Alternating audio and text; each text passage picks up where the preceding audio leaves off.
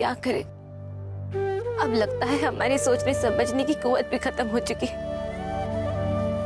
किसी भी चीज में हमारा दिल नहीं लगता। लगेगा बीबी, जरूर लगेगा।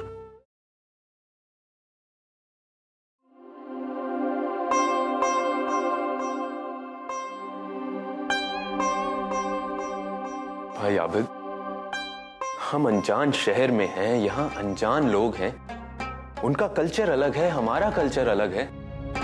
और किसी भी शहर में, किसी भी मजहब में किसी को धोखा देना गुनाह है। अब कल ही एक ईरानी लड़की तुम्हें ढूंढती हुई यहाँ चली आई। ये सब क्या है आबिद? देखो बस, इसे कहते हैं इश्क मोहब्बत, और अंग्रेजी में लव भी कहते हैं। मैं लखनऊ से यहाँ इसीलिए तो आया हूँ ताकि खुली हवा में सांस ले सकूं, परिंदों की तरह उड़ सकूं, कभी इस डाल कभी उस डाल। आबिद, आबिद, पंछी कितना भी उड़ ले, मगर दाना चुगने के लिए उसे नीचे आना ही पड़ता है। जो भी करो सोच समझ कर करो, इतनी ऊंची उड़ाने मत भरो, अपने काम में ध्यान लगाओ। कल पूरी रात तुम बाहर गुजार कर आए हो और अब फिर चल दिए। ये क्या कह रही है? अरे कुछ नहीं, तुम इनकी बात पे ध्यान ना दो। इन्हें कोई नहीं मिलती, इसलिए हमसे जलते हैं। आबिद, मैं तुमसे जलता नहीं हूं, मैं तुमसे बहुत मोहब्बत करता हूं। मैं तुम्हारा भला चाहता हूं। मैं तो कहता हूं, बड़ी अम्मा ने जो तुम्हारे लिए रिश्ता ढूंढा है। भाई, मैडम भी तो आपको इतना पसंद करती हैं। मेरी मानो तो आप भी। बाय। कहाँ चलना पसंद करोगे? जहाँ आप ले चलो।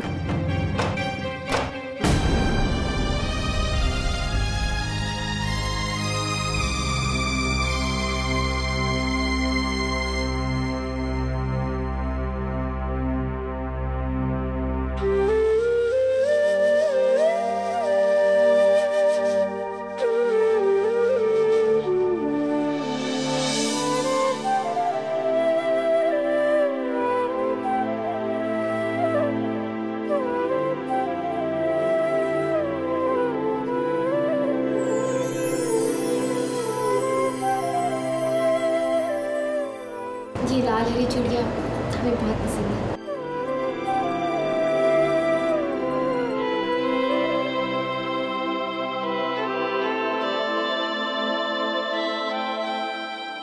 यहाँ परदेश में तुम्हारी यादों के अलावा कुछ भी नहीं है।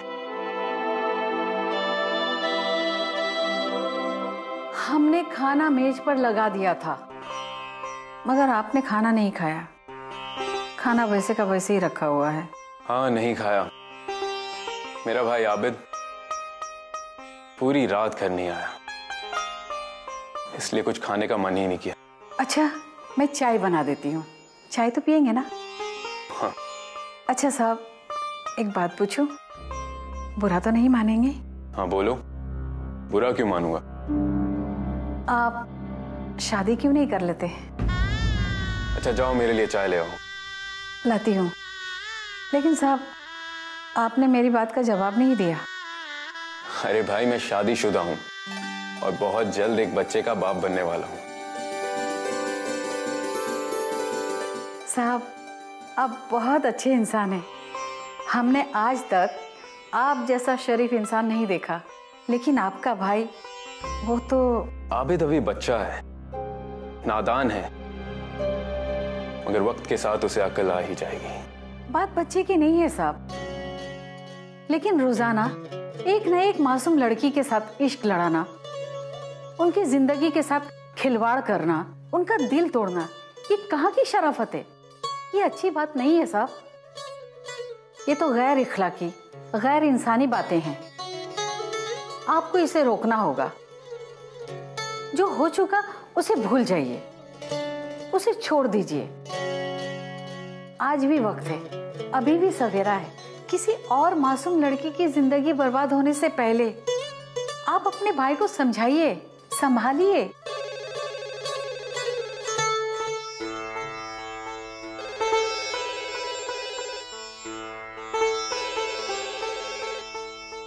हेलो। हाँ बस तुम जल्दी आ जाओ, हमें तुम्हारे साथ लंच लेना है। जी मैम, अभी आता हूँ। मैडम नहीं, मेरा नाम सूजन है और तुम मुझे सिर्फ सूजन कहोगे, ठीक है? Yes ma'am.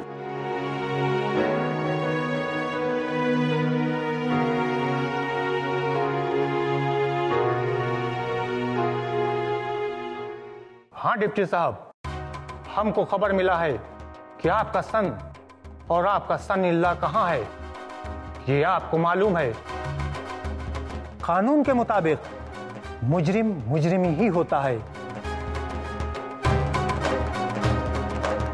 और इसमें रिश्तों की कोई अहमियत नहीं होती।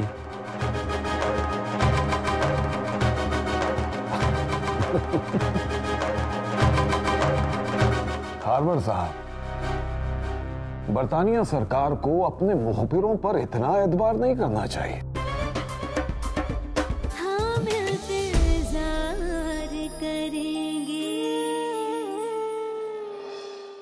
Darling, I love you. I love you a lot. तुमसे बहुत प्यार करता हूँ। मैं तुम्हें दुनिया की सैर कराऊंगा, तुमसे शादी करूंगा। बस एक बार अपने करीब आने दो।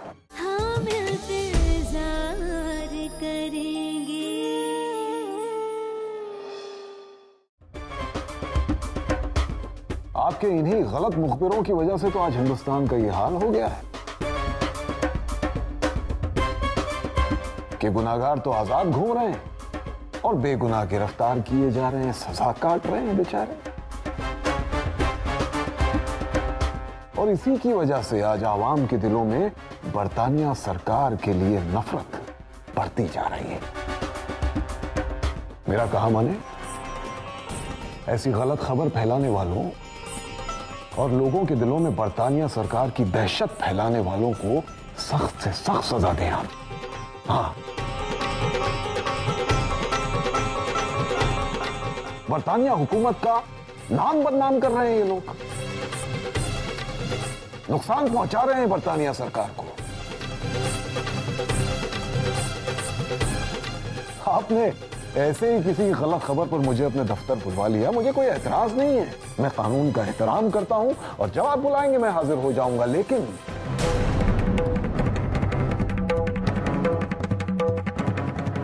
ऐसी गलत खबर फैलाने वालों के साथ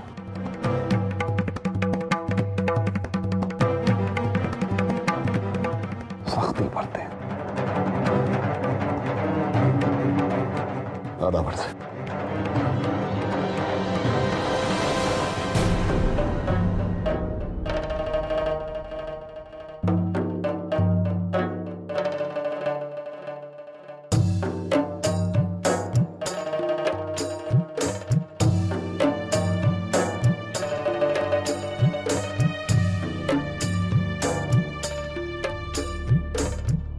आज सारा हिंदुस्तान आग में चल रहा है,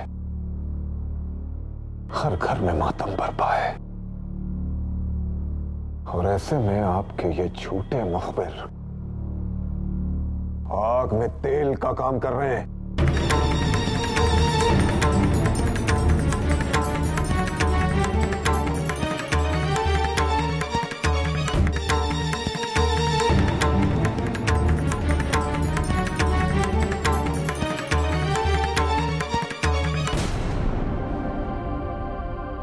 लाडले मिर्जा, तुमसे हम कितनी बार बोला, कोई ठोस सबूत लाकर हमको दो। तुम्हारे ये बेबुनियाद सबूत हमको और हमारी सरकार को बदनाम कर देगा। सारा हिंदुस्तान हमारे और हमारी सरकार के खिलाफ है लाडले Mirza. Now you get out. दोबारा फिर कभी यहां पे मत आना गलत खबर लेकर। हुजूर, ये डिप्टी अपने दामाद और बेटे को बचाने के लिए झूठ बोल रहा है। इसे सब कुछ मालूम है कि वो दोनों कहां पर हैं। और हुजूर, आप अपने ही चाहने वाले पर शक कर रहे हैं, मुझे ही नहीं पहचान पा रहे हैं। अरे हुजूर, मैं तो सालों से बरतानिया सरकार का हूं नमकखार, उन्हीं का, सिर्फ और सिर्फ उन्हीं का वफादार। हुजूर, मेरा एतबार कीजिए, इसके अलावा मेरी कोई सच्चाई नहीं है। मैं सिर्फ और सिर्फ बरतानिया सरकार का वफादार हूँ, उन्हीं का नमकहार हूँ हुजूर, मेरा यकीन कीजिए। ठीक है लाडले मिर्जा, तुम डिप्टी के घर पर नजर रखो और उसके घर आते जाते रहो। अब तुम जा सकता। जी हुजूर। हुजूर, आदाब हुजूर, आदाब।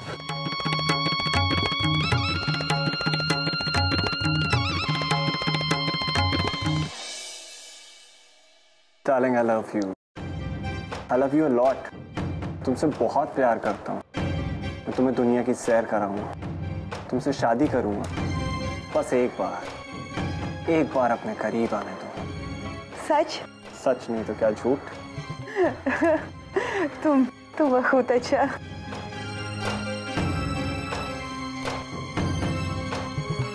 Come.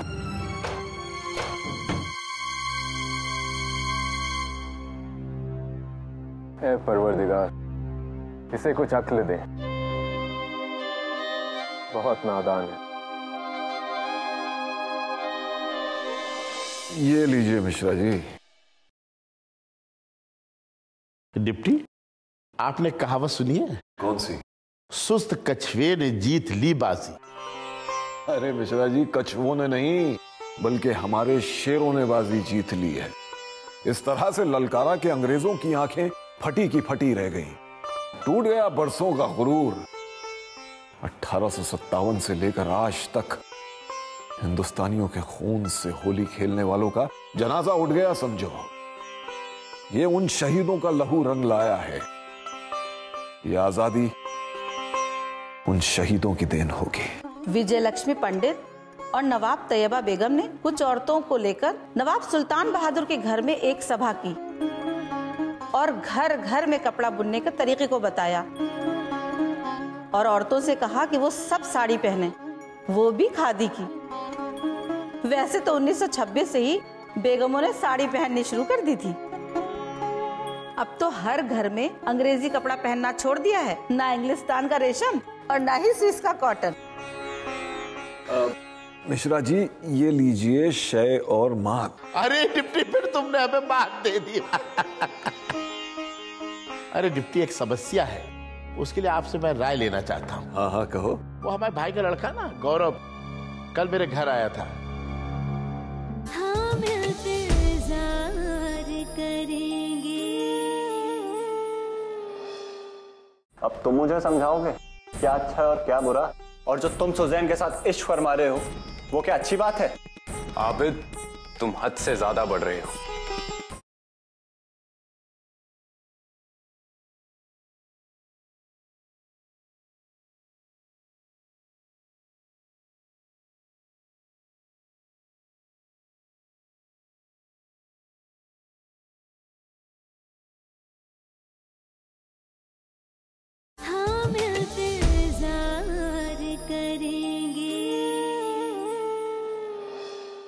क्या लगा, जमीन जायदाद में से प्रकाश को हम एक टुकड़ा, एक हिस्सा भी लेने नहीं देंगे, क्योंकि मेरे बाप दादा की जमीन है, जायदाद है।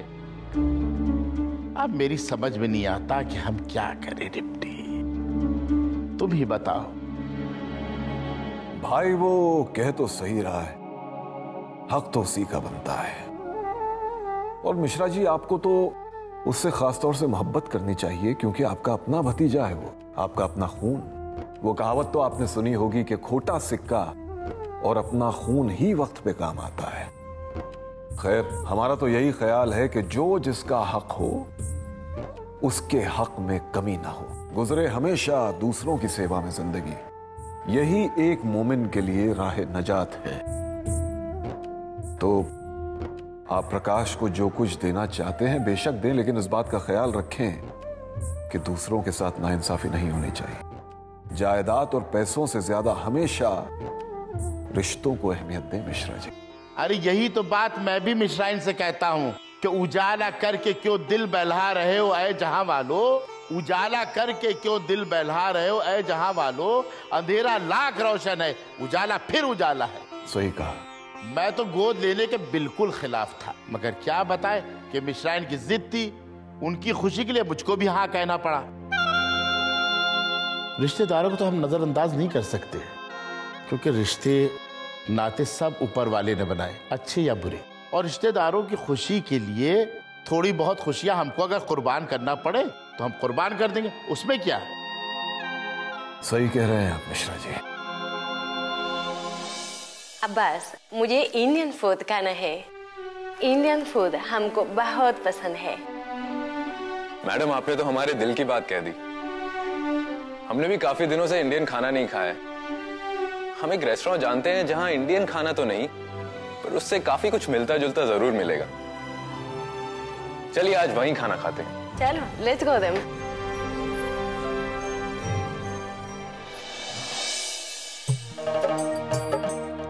वेटर। आगा, अस्सलाम वालेकुम। वालेकुम अस्सलाम। कैसे हैं आप? भली भली आगा भली। और बताइए खाने में क्या लेंगे आप? पहले तो आप ये बताएं कि आपके पास क्या क्या स्पेशल डिशेज हैं, और अगर कुछ इंडियन डिश है तो वो जरूर लाइएगा। आगा, इंडियन डिश ही एक स्पेशल डिश है, चुल्लू कबाब और सिख मुर्ग। हाँ तो फिर वो ले आइए, और हाँ तंदूरी रोटी जरूर लाइएगा, और वो भी गर्मा गर्म। जी आगा। वैसे खाना तो हमारी अम्मी जान भी क्या खूब पकाती हैं। वैसे इस वक्त अगर आप हमारे साथ लखनऊ में होती तो आपको ऐसा लजीज खाना खिलाते, जैसे दम के कबाब, शामी कबाब, कुलचा, नहारी, शीरमाल, और मिठाइयों के बारे में तो पूछिए ही मत। और लखनऊ ही क्या, इंडिया के किसी भी सूबे में जाइए, इतने लजीज पकवान मिलेंगे कि आप खाने के साथ साथ अपनी उंगलियां तक चाट जाएंगे। बस बस बस बस, हमारे मुंह में पानी आ रहा है। तुम्हारी बातें सुनकर तो जी करता है अभी इसी वक्त इंडिया चली चलो। तुम्हारे घर में और कौन कौन रहता है तुम्हारे साथ? बस मैं और मेरा भाई। कौन भाई? आबिद। ओह, वो आबिद, योर ब्रदर। अच्छा।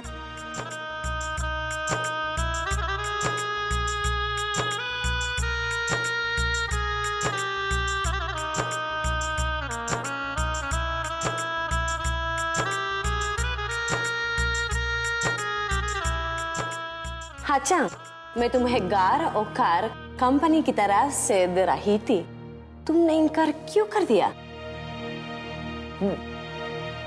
रहने के लिए एक साफ सुथरा सा छोटा सा घर ही हमारे लिए काफी है, और ऑफिस हम चल के आते हैं, इसलिए हमारी सेहत भी अच्छी रहती है। अब ये दोनों चीजें हमारे लिए बेमसरफ है। अच्छा, ये बताओ हम इंडिया कब चलेंगे? क्योंकि मुझे तुम्हारी माँ के हाथ का खाना खाना है। तुम्हें इतनी तारीफ की है। जरूर, बहुत जल्द चलेंगे।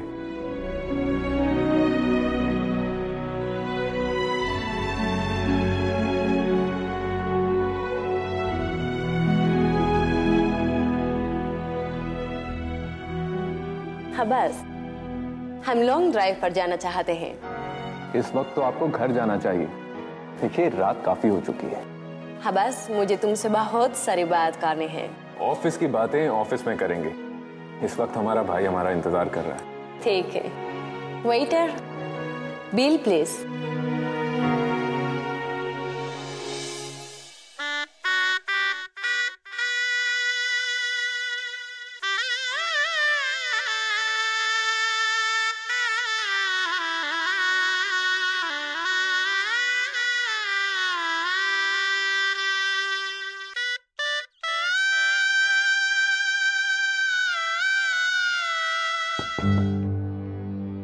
अरे मेरे भाई, किसके तसव्वुर में रत जगह हो रहा है? हमारी जिंदगी तो बस अब इंतजार के सहारे है, और हम इंतजार करेंगे। इंतजार के अलावा कर भी क्या सकते हो? खैर आबिद, रोज रोज रातों को देर से आना अच्छी बात नहीं। अब्बास, अब तुम मुझे समझाओगे क्या अच्छा है और क्या बुरा? और जो तुम सुजैन के साथ इश्क फरमा रहे हो, वो क्या अच्छी बात है? आबिद, तुम हद से ज्यादा बढ़ रहे हो।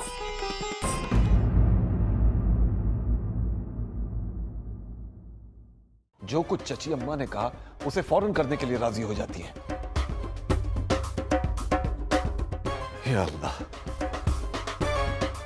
चची अम्मा तो अपनी उम्र के हिसाब से बात करती हैं, अपने जमाने के लिहाज से बात करती हैं। कल को अगर आबिद ने इस रिश्ते से इनकार कर दिया तो हम पूरे लखनऊ में क्या मुंह दिखाएंगे? कभी सोचा है आपने? भला कोई अपनी माशूका का रिश्ता कैसे कर सकता है?